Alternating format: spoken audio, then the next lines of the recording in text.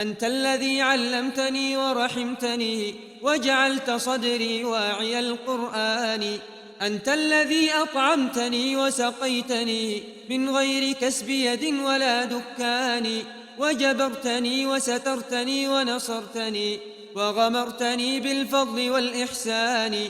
أنت الذي آويتني وحبوتني وهديتني من حيرة الخذلان، وزرعت لي بين القلوب مودة والعطف منك برحمة وحنان، ونشرت لي في العالمين محاسنا وسترت عن أبصارهم عصياني، وجعلت ذكري في البرية شائعا حتى جعلت جميعهم إخواني.